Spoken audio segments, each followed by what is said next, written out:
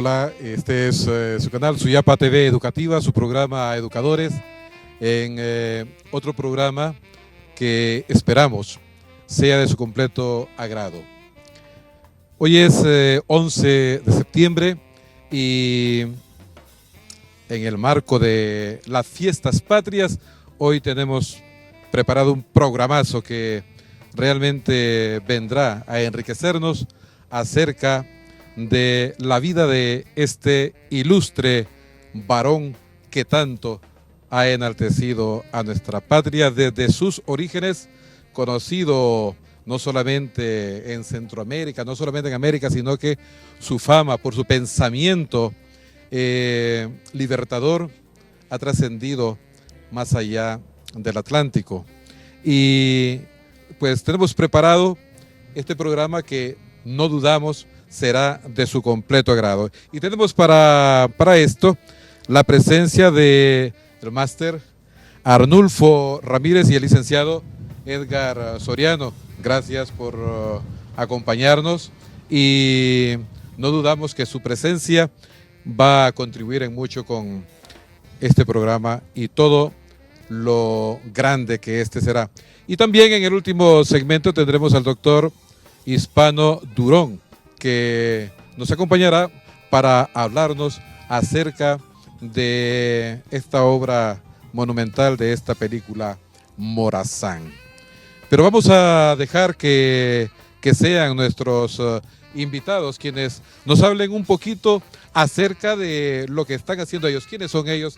En realidad empezamos con el máster Arnulfo. Así, bueno, muchas gracias por habernos invitado. Aquí estamos pues felices aquí con mi amigo y colega, el maestro Soriano. Pues realmente nosotros somos licenciados en Historia, trabajamos en el Departamento de Historia de la Universidad Nacional Autónoma de Honduras e impartimos la clase de Historia de Honduras, al igual también trabajamos en la carrera de Historia, y es una labor que pues estamos, como decimos nosotros, escribiendo, reescribiendo, replanteando la historia que cada vez tiene nuevos elementos. Muchas gracias también por la invitación, al igual que dice compañero Arnulfo, pues nos dedicamos a la docencia, un poco a la investigación y a la difusión, ¿verdad? A través de medios escritos y televisivos sobre lo que es la cultura y la memoria nacional, que es muy importante para poder tener capacidad de poder mejorar nuestras condiciones de vida, ¿verdad? La historia es un pilar fundamental para eso y la cultura no digamos. Nuevamente gracias por su presencia y sin más, porque en la televisión el tiempo es oro, valiosísimo. Morazán, militar, intelectual, educador, esposo, padre, amigo. ¿Cómo lo definirían ustedes en estas facetas? Bueno, yo en principio sería cada una de estas, ¿no? Realmente, Morazán se plantea con todos esos elementos que acaba de mencionar. Usualmente al Morazán, que se le conoce, ha sido conocido en muchos ámbitos como el Morazán, el soldado, aquella persona que lleva una serie de actividades bélicas, pues también Morazán era un estadista, ¿no? También Morazán era un literato, también Morazán era una persona visionario, que trataba un poco de entender la realidad para saber hacia dónde se iba, ¿no? Casi un autodidacta también, maestro Soriano, que realmente él nos dice, porque él pues recibió educación a domicilio, ¿no? O él se movía donde estaba su maestro. Realmente este elemento de ser autodidacta le condujo a poder tener acceso a cierta literatura, sobre todo en el caso de su tío político, don Dionisio Herrera, que tenía una de las bibliotecas más grandes y completas en Honduras, y todo eso pues, se fue motivando y le fue impulsando a hacer lo que realmente llevó a cabo. Sí, definitivamente, Morazán engloba todo eso que usted acaba de mencionar. Era un estadista, ¿no? O sea, como bien decía Arnulfo, él venía de una familia rica de mineros y de comerciantes, sin embargo, no tenemos tanta claridad de sus primeros años de Morazán, pero sabemos que no fue a estudiar a Guatemala como generalmente sucedía con los hijos de las élites, ¿no? Sin embargo, él recibió mucha educación autodidacta, ¿verdad? Y algo muy interesante en esa época es que las personas leían en varios idiomas, ¿no? Porque no todas las obras de teoría o de literatura que se conocían en aquella época estaban traducidas al castellano, ¿verdad? Entonces se daba mucho esa costumbre de recibir clases de inglés o de francés, por lo menos en la lectura, ¿no? Para poder leer estos libros. Pues digamos que él se fue formando de esa manera. De hecho, hay un documento de 1820, donde es probablemente uno de los primeros documentos donde aparece Francisco Morazán, eso está en el Archivo Nacional de aquí de Honduras, donde él está representando legalmente a una persona, ¿no? Haciendo un poco como de papel de casi de abogado, ¿no? Y luego aparece en 1821 en otros documentos en las milicias, ¿no? En 1821, después de la segregación política del respecto al dominio español, hubo un conato entre Comayagua y Tegucigalpa que casi se van a guerra civil, entonces se organizaron milicias y ahí aparece Morazán, ¿verdad? Y luego ya aparece hasta 1827, donde él le va a tocar, por la coyuntura histórica, asumir ese rol de militar, Muy bien. de dirigente político, ¿no? Muy bien.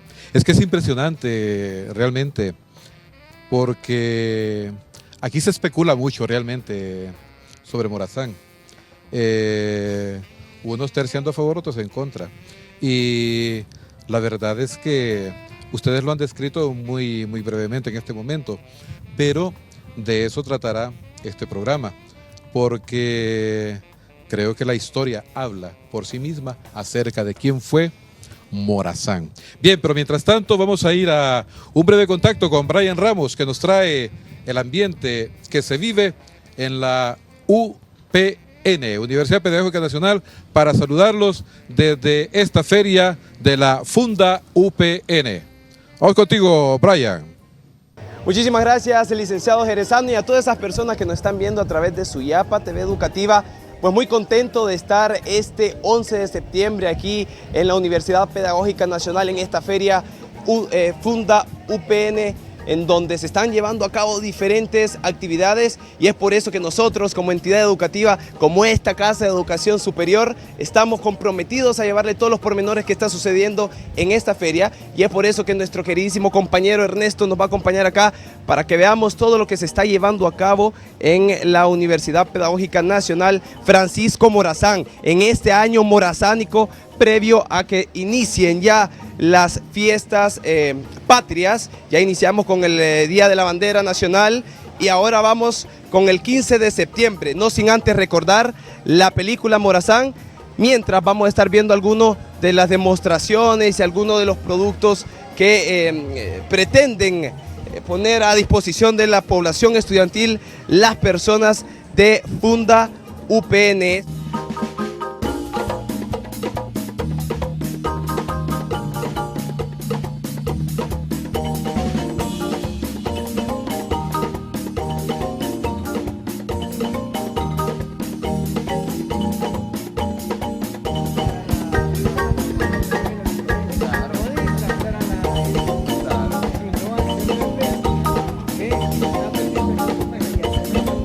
Muchísimas gracias a ustedes por seguir en compañía de Suyapa TV Educativa. Más adelante venimos con más contactos. Por mientras, yo mando con ustedes, el licenciado Jerezano, al set principal.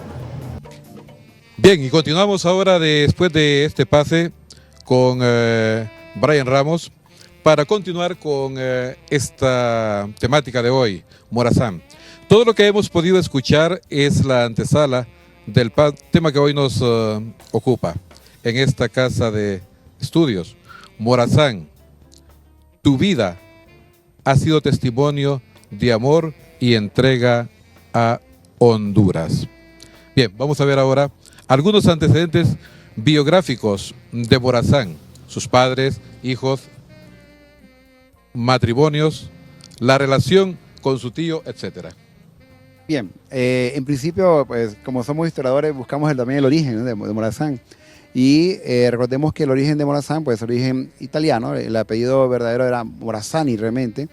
Recordemos también que aquí en estas tierras, en América, igual los españoles tienden un poco a castellanizar algunos nombres que no los pueden pronunciar en el idioma, como bien lo comentaba el maestro Soriano, que sabía, estos criollos, que Morazán era un criollo, ¿no?, de descendencia criolla, pues eso por un lado, apellido Morazani.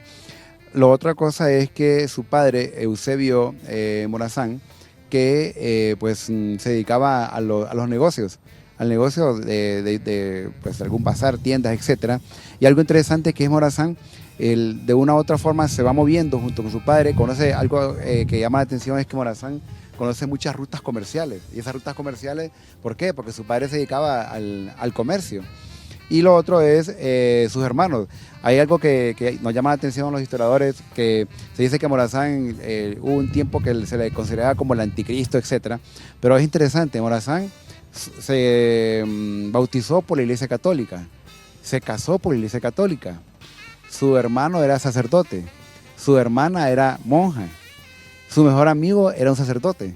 Entonces, en este sentido, que nos dice esto? Bueno, él realmente, como era de los criollos de aquí de Tegucigalpa, pues su tendencia religiosa, obviamente, era la tendencia religiosa católica.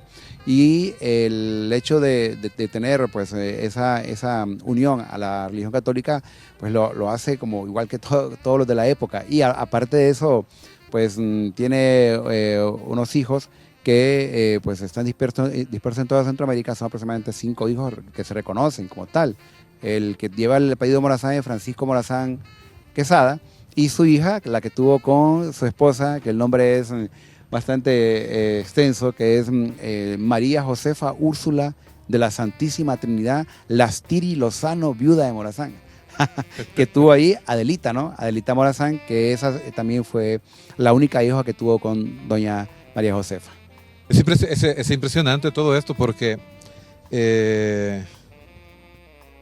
¿cuánto se ha dicho aquí, por ejemplo, de Morazán en su divorcio con la Iglesia Católica?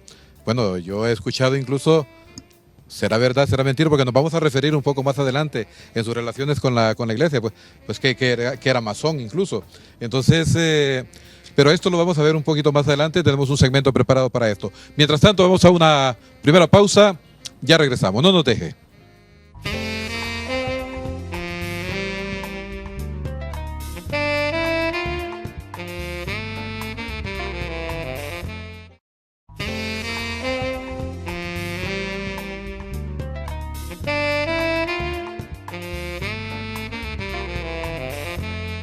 Regresamos con su programa Educadores, su canal Suyapa TV Educativa.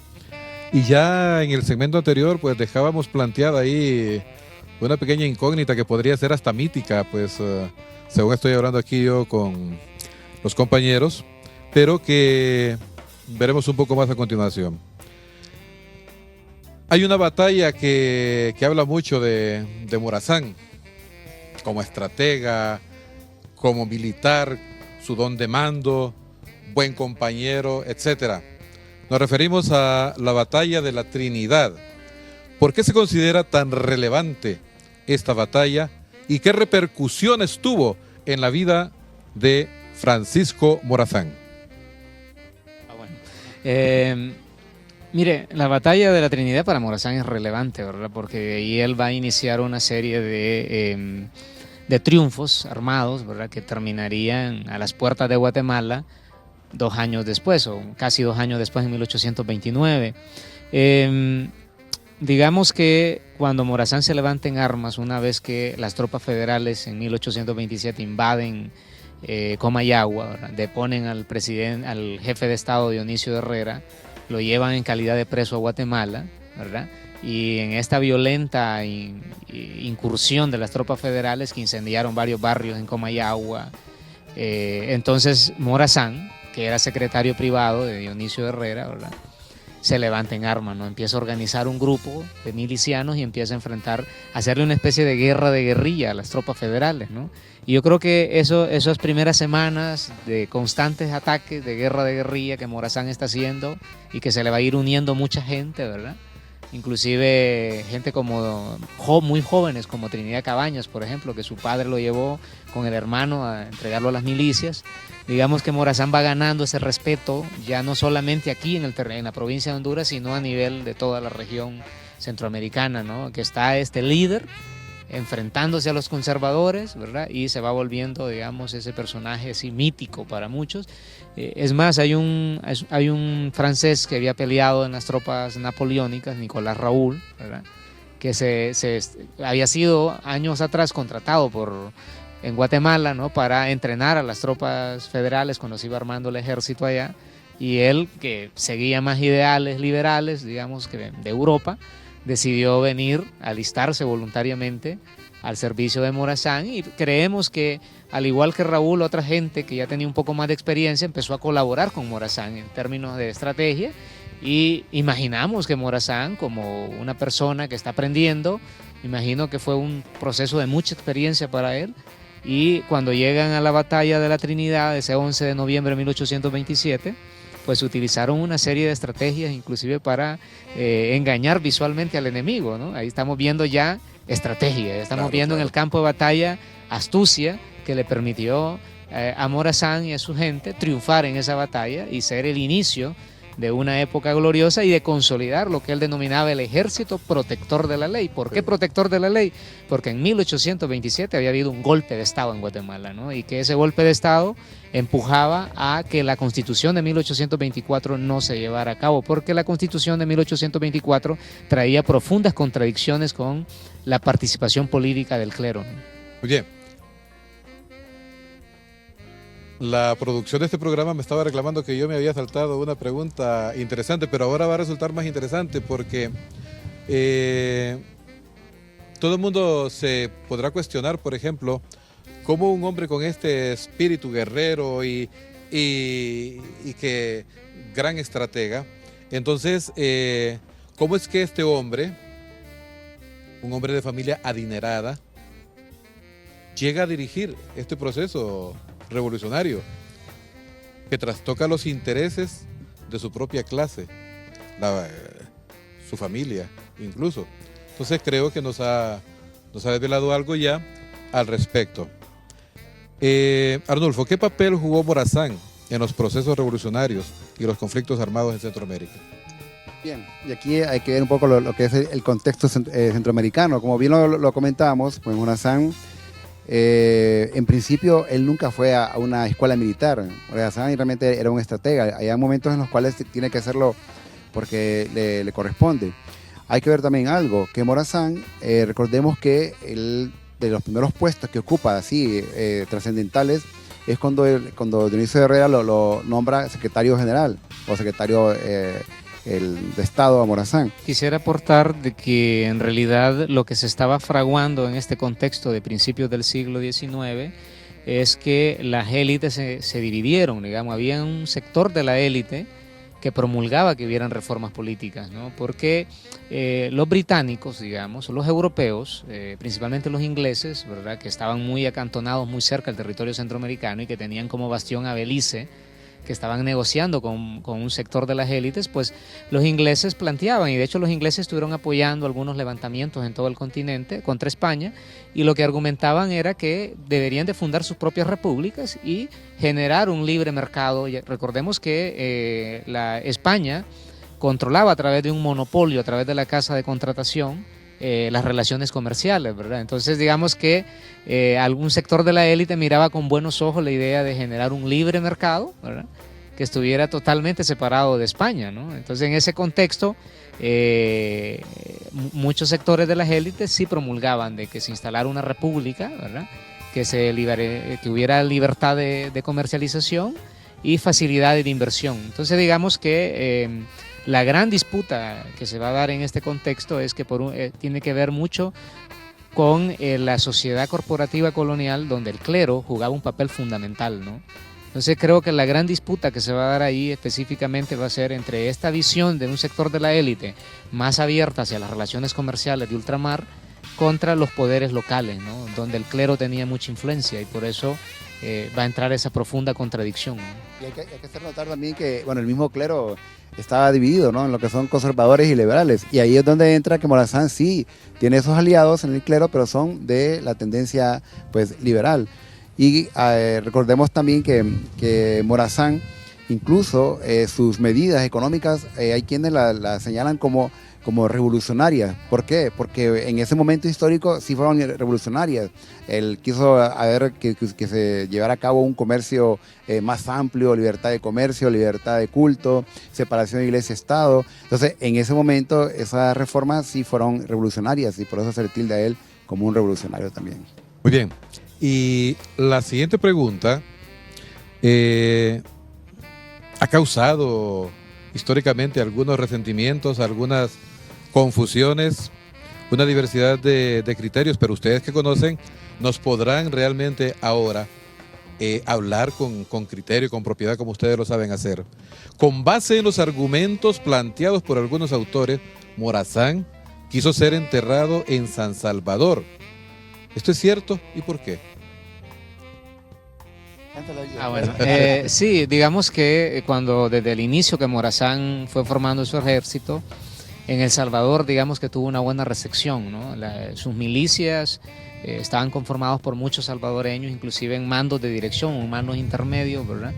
Y eso de alguna otra manera generó de que una vez que la República Federal fracasara, Morazán sea nombrado jefe de Estado en 1839 del Salvador, ¿verdad? Y que desde ahí del Salvador va, digamos, a tener que enfrentar la arremetida del nuevo gobierno conservador que gobernaba Guatemala, liderado por Rafael Carrera, ¿verdad? Y la alianza que va a hacer Guatemala con Nicaragua para combatir, y después con Honduras, que gobernada por Ferrera, para combatir a Morazán, ¿no? Y es por eso que Morazán se vio obligado después a deponer su cargo e irse al exilio, ¿verdad? Donde va a estar en Perú y en Panamá.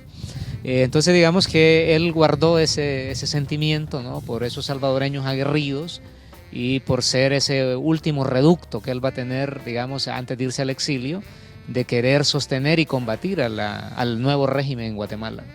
De hecho, en las leyes del Salvador, todavía El Salvador tenía esa esperanza de mantenerse unido a toda Centroamérica. Es como el país más leal a Morazán. Es interesante porque hubo en un congreso que asistimos a Costa Rica hace un par de años atrás, había un doctor, un médico forense, que él está haciendo una investigación que dice que la primera autopsia científica que se hizo en Costa Rica fue la de Morazán. ¿Para qué? Para llevar los restos a San Salvador. Y cuando llega a San Salvador, Morazán es recibido como todo un héroe, ¿no? O sea, como un dignatario que había tenido El Salvador, y ese fue como uno de sus máximos deseos, y actualmente pues está enterrado en el Cementerio de los Ilustres en Salvador, que es un lugar muy especial para personajes importantes en la historia de El Salvador. De hecho, en algunas capacitaciones que nosotros recibíamos en los institutos en los cuales laboramos, nosotros escuchamos poemas de algunos autores salvadoreños exaltando increíblemente la figura de Francisco Morazán y cómo siempre, aún hoy día, sus restos son venerados, son tremendamente respetados entre la población, y que se estudia y se conoce mucho de la vida de Morazán todavía.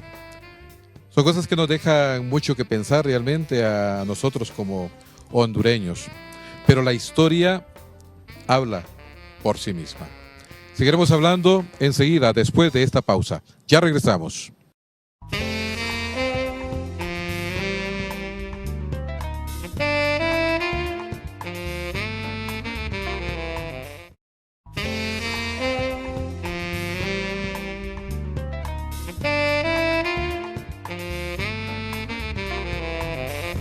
Regresamos con su programa Educadores, su canal Suyapa TV Educativa.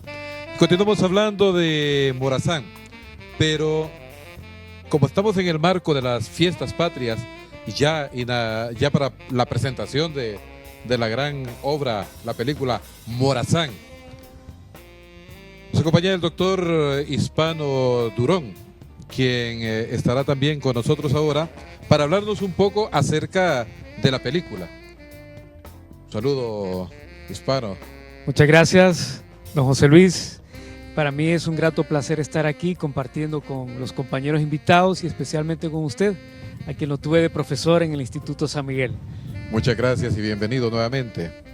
Morazán, la película. ¿Qué desafíos han tenido que plantearse con esta obra cinematográfica? Los más grandes desafíos que tuvieron para esto. Bueno, desde el punto de vista cinematográfico o de la producción cinematográfica, el primer desafío fue el de abordar una temática histórica. Y la historia pues está documentada, pero no del todo. Encontramos cuando hicimos la investigación ciertos vacíos que de alguna manera nos vimos pues obligados a llenar para poder hacer de la película una historia que fuera disfrutada, digamos, como película. La película en sí que hemos hecho nosotros no es un documental, no pretende ser un ensayo histórico, sino que es una ficción inspirada en hechos históricos, sí, y trata de ser lo más fiel a la historia que conocemos, ¿verdad?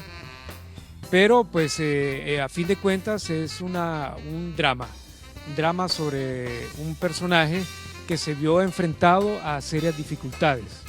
Estamos hablando de Francisco Morazán, que en el año 1842 se enfrentó a una rebelión en Costa Rica. Las últimas 48 horas en la vida de Morazán. ¿Qué motivó para llegar a esta determinación, para poder estructurar de esta manera el guión fundamental de esta película? Sí, bueno, en primer lugar, la película fue concebida aquí en la Universidad Pedagógica Nacional, que ustedes saben lleva el nombre de Francisco Morazán. Entonces nosotros de muchas formas hacemos tributo a este importante personaje de la historia de nuestro país y de Centroamérica, y de ahí viene la idea de hacer una película que aborde el tema de Morazán. Pero escogimos estos últimos momentos de la historia de Morazán porque precisamente a través de los acontecimientos que precedieron la muerte de Morazán se ve reflejado cuál era el proyecto principal de Morazán. Si él fue llevado al patíbulo es porque él estaba queriendo restablecer la República Federal Centroamericana, que era su proyecto más grande. Y en Costa Rica él encontró adversarios que se opusieron y de ahí viene la rebelión y bueno, todo lo que pasa después en la historia que ya conocemos. Muy bien. ¿Algún comentario? Sí, por supuesto. Yo creo que bien, Hispano, que se esté produciendo una película de esta magnitud. Hace falta eso aquí en nuestro país, un cine que pueda retratar esos momentos cruciales de la historia. Evidentemente, Morazán regresó a Costa Rica en 1842, ¿verdad? Con la colaboración de sectores liberales que se estaban oponiendo al régimen de Carrillo. Cuando él llega e instala su gobierno y logra derrocar a este grupo que dirige Carrillo, evidentemente Morazán no solo va a tener la amenaza de la élite ahí interna de Costa Rica, sino de toda la región. Lo primero que hace el gobierno de Guatemala y de otras naciones controladas por Honduras, también controladas por el conservadurismo, es cortar relaciones con el gobierno de Morazán, ¿no? Empieza una instigación que va más allá de las fronteras costarricenses. Entonces fueron unos momentos cruciales y yo creo que en la película van a ser retratados, ¿verdad? Donde se puede ver la convicción de una persona, de un estadista, de ese estadista que hemos estado hablando, ¿verdad? Que hasta el último minuto se mantiene fiel a sus convicciones de mantener la República Federativa Centroamericana e instalar una república separada de la Iglesia y una república que impulsaba la educación para toda la población. O sea, estamos hablando de una república que intentaba integrarse en esta dinámica global del capitalismo, ¿no? Muy bien. A mí, cuando hicimos el programa con el licenciado Dagoberto Martínez, me llamó la atención las últimas 48 horas, porque también hay una película muy famosa, La Pasión de Jesucristo, de Mel Gibson. Creo que son menos de 48 horas. Jesucristo, entre que fue apresado en el Getsemaní, si no me equivoco, hasta que fue crucificado, creo que pasaron menos de unas 15 horas, más o menos, que fue todo este proceso que en la historia de la Sagrada Escritura incluso se mira tan largo también, pero interesantísimo esto, cómo en poco tiempo se hace tanta historia, en poco tiempo han sucedido tantas cosas que han tenido una trascendencia como para que hoy estemos por ver por primera vez una película de este tipo que hable tanto de esto. Pero mientras tanto vamos a ir ahora a un contacto en vivo, un recorrido de nuevo por la feria de Funda UPN con nuestro compañero Brian Ramos. Gracias, licenciado Jerezano, y gracias también a nuestros amigos que están ahí desde el set principal, ampliando un poco más acerca de esto que estamos viviendo en el marco de las fiestas patrias. Morazán, la película que estamos pronto ya a escasas horas de que salga en los cines nacionales, y es por eso que vamos a conocer un poco más acerca de los partícipes, de la gente que es realizadora de una u otra manera de esta película y que se encuentra justamente acá en los predios de la Universidad Pedagógica Nacional en esta feria Funda UPN. Y es por eso que vamos a pasar acá rápidamente con algunos de los participantes de esta película. Cuéntenos más o menos en qué consiste el papel que usted desarrolló en la película, y por supuesto recuérdele a las personas cómo se llama usted primero y luego vamos con el personaje. Bien, mi nombre es Cristian Hernández y yo represento al hijo de Morazán, a Chico, en la película. Y pues mi papel más que todo trata de un joven que anda atrás de su papá, anda con él, queriendo ser como él, queriendo que él lo tome en cuenta, y más que todo es eso, o sea, estar con él de todas las maneras posibles. Cristian, es importante también recordar antes de hacer el papel, lo mandaron a leer a Cristian. ¿Qué sucedió cuando te dijeron, bueno, ahora te toca interpretar a Chico? ¿Qué pasó con vos? ¿Tuviste que agarrar libros, folletos? ¿Qué sucedió? Investigar sobre mi personaje, o sea, ver quién era, más que todo, qué es lo que hacía, qué se dedicaba, todo eso. Entonces, o sea, leer el guión, estudiarlo. Igual teníamos un entrenador de actores que era quien nos daba ideas, nos daba intenciones, nos daba maneras de cómo nosotros podíamos realizar nuestro personaje para que ya al momento del rodaje ya fuera algo más fácil, pues más. Cristian, acá tenemos parte de la escenografía también, parte de las cosas que se utilizaron en la película, y vemos que son muy realistas, que parte de ese papel que juegan estas cuestiones en la película es hacer creer a la gente. ¿A vos te costó aprender a utilizar estas cosas? ¿Qué tal tu juego de espadas? ¿Cómo fue ese proceso para aprender a utilizar estas cuestiones? Pues la verdad, yo no llevé espadas, pero sí tenía pistolas que los de arte que es Douglas Alonso, hicieron una investigación muy ardua para saber cómo eran las armas, cómo era el vestuario, cómo eran las espadas, cómo era toda la utilería que se utilizaba para esa época, para que sea representado en la pantalla y que pues sea en realidad la vestimenta y la utilería que en realidad se utilizaba, pues. Cristian, allá también hay unas espadas, unas que son de madera y otras que sí tienen, que son de metal. Contanos esa relación que hicieron para darle vida a esas cuestiones, a estos elementos importantes de la película. Más que todo, las que están ahí, las verdaderas o las que usted ve, son las de Morazán y las de los capitanes. O sea, de los antagónicos, de los generales. Entonces las demás ya eran de soldados, de alzados, personas que tal vez eran papeles secundarios. Más que todo. Y también se ve que utilizan bastante la escenografía con animales. Eso es algo difícil, eso de los caballos. ¿Cómo hizo Cristian si le tocó enfrentarse a una situación en donde se tenía que relacionar con caballos? ¿Cómo hizo? ¿O cómo hicieron los personajes para poder pues darle vida también a esos papeles a través con los animales? Claro, esa fue una de las experiencias más difíciles, porque habíamos algunos que nunca habíamos montado caballo, otros que sí, entonces había un cierto desbalance en eso, porque las yeguas tenían sus ciertos comandos, sus ciertas intenciones que ya tenían programadas y que muchos no sabíamos cómo hacerlo. Eran las primeras veces que montábamos caballos, que estábamos tratando con animales. Igual, cuando decían acción, y tal vez una yegua no se podía controlar y nosotros, o sea, estábamos como asustados, como avanzaban, se iban para atrás y fue algo muy difícil, la verdad. Cristian, quien personifica a Chico, muchísimas gracias por tu participación, y bueno, estamos a la expectativa de ese trabajo que hizo Funda UPN Films en esta gran película, que seguro va a dejar con muchas expectativas desde ya a todas esas personas que nos están viendo a través de Suyapa TV Educativa. Licenciado Jerezano y compañía, regreso con usted al set principal. Gracias, Brian, y continuamos aquí ahora con nuestros invitados, hablando de Morazán. Todo héroe revolucionario ha tenido detractores. Morazán los tuvo, y muy fuertes. Inclusive del alto clero lo que estábamos hablando con el maestro Soriano.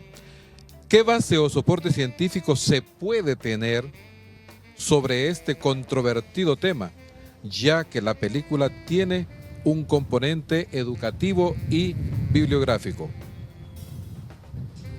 Bueno, yo podría decir de que existen fuentes que demuestran el conflicto que hubo entre los liberales y los conservadores. Los conservadores en Centroamérica, como en otras partes del mundo, recibían el apoyo de la Iglesia Católica, que dicho sea de paso, podríamos decir, era la institución más sólida en la región. Era una institución que mantenía una red de comunicación a lo largo de toda Centroamérica, y creo que ninguna otra institución, ni siquiera el gobierno de la República Federal, logró ese nivel de cobertura en la región.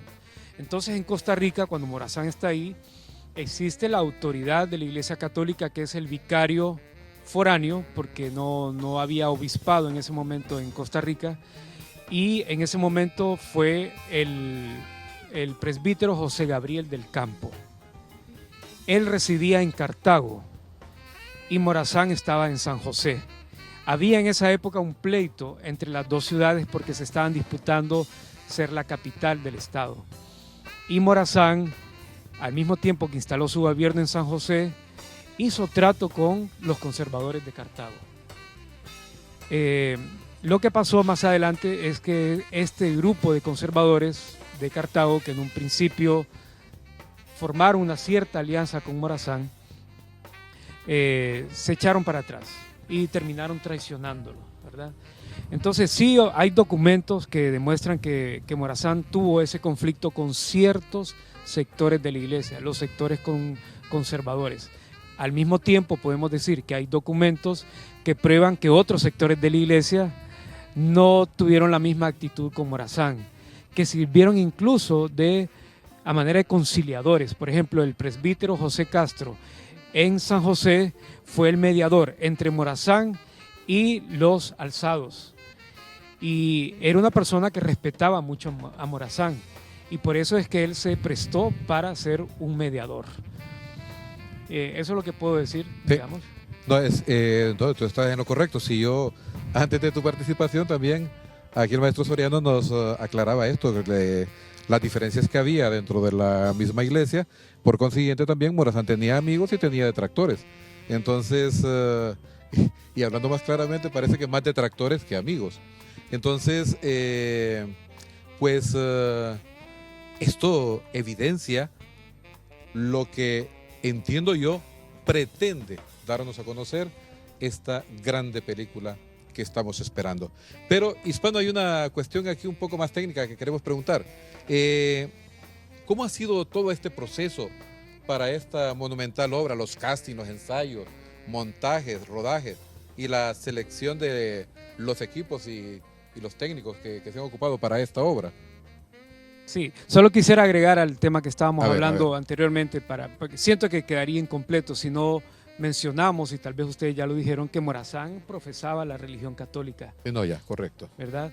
Y que él en ningún momento estuvo en conflicto con la religión. Estuvo en conflicto con ciertos protagonistas con la jerarquía. De la jerarquía, correcto. Exactamente. Que fueron los que se vieron afectados con ciertas medidas que tomó Morazán, como separar a la iglesia del Estado, volver la educación laica y otras cosas, ¿no?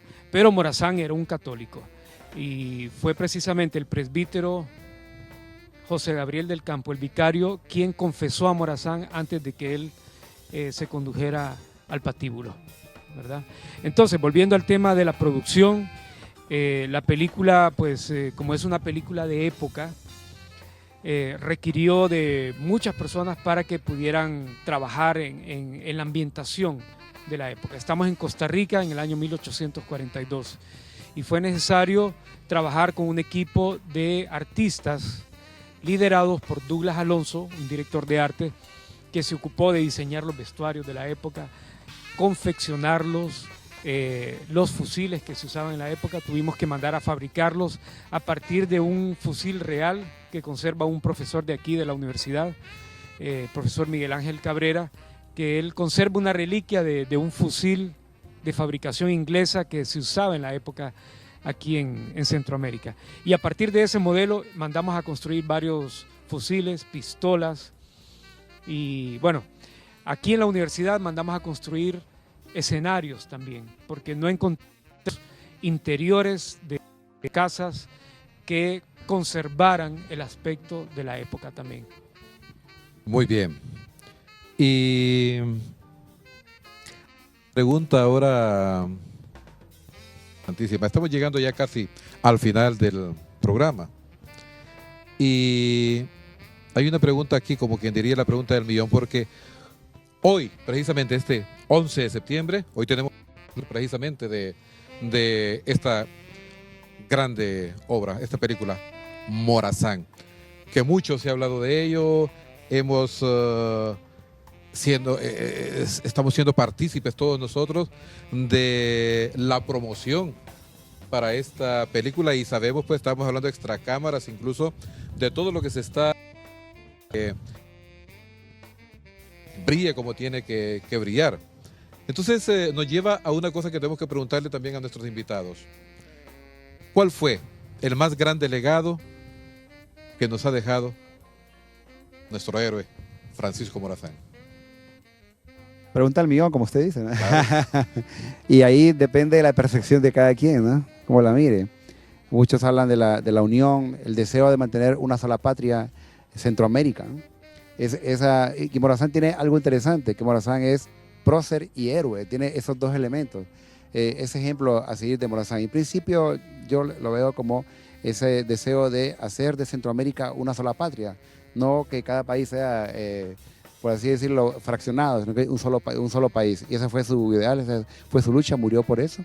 Y aparte de eso, también interesante porque los historiadores de Costa Rica en estos últimos décadas han hecho un giro interesante a investigar más sobre Morazán, porque hubo un tiempo que los colegas de Costa Rica estaban un poco renuentes a querer investigar más de la vida de Morazán. Y como es un personaje tan estudiado, pero tan poco estudiado, lo que usted comentaba, ¿no? Hay unas lagunas por ahí que necesitamos investigarlas y llegar al fondo de eso. Una historia impresionante. Que se tiene que ahondar mucho más. Así es. Maestro. Sí, yo creo que el legado que deja es la idea de formar una república en base a las libertades, todos esos preceptos emanados y que han evolucionado con el tiempo de las libertades ciudadanas después de la Revolución Francesa. Entonces, donde la ciudadanía tenga derechos, ¿verdad?, garantizados por una constitución y que las instituciones trabajen por esa libertad y por incluir a todos los sectores poblacionales. De hecho, desde el momento que se habló de educación pública y laica para toda la población, ya era un mensaje claro de esta nueva visión de construir una república. Yo creo que ahora que estamos en el siglo XXI todavía tenemos serios problemas de exclusión social y evidentemente ese espíritu de estos estadistas que nos hablaron en aquel momento de la necesidad de formar una república, ahora a nosotros nos toca consolidar esa república. En hispano, y tú que has estado metido en esta temática fuertemente, ¿qué dirías tú respecto al legado más importante de Morazán? Yo estoy de acuerdo con los compañeros de que su legado más importante es la idea de una república grande, unida en Centroamérica. Pero como miembro de esta universidad también quisiera valorar el aporte que Morazán hizo a la educación. Ya hablamos de la separación de devolver la educación laica, que fue un proceso importante para el desarrollo de la educación. Al mismo tiempo, voy a poner dos ejemplos. Está documentado que Morazán fue el primer funcionario que propuso la creación de una escuela aquí en Tegucigalpa. Él siendo autodidacta, él no tuvo la oportunidad de estudiar porque no había en esta ciudad una escuela, pero él propuso que se creara una escuela. Existe el documento donde él está pidiendo que se destinen fondos del Estado, fondos de la ciudad para la contratación de un profesor. Trae la imprenta también, ¿no? Trajo la primera imprenta aquí a Centroamérica Y otro ejemplo es que en Costa Rica fue él quien mandó a construir el primer centro de educación media en ese país, que fue el Instituto San Luis de San Luis Gonzaga, que todavía existe en Cartago. Muy bien, vamos a una pausa, ya regresamos.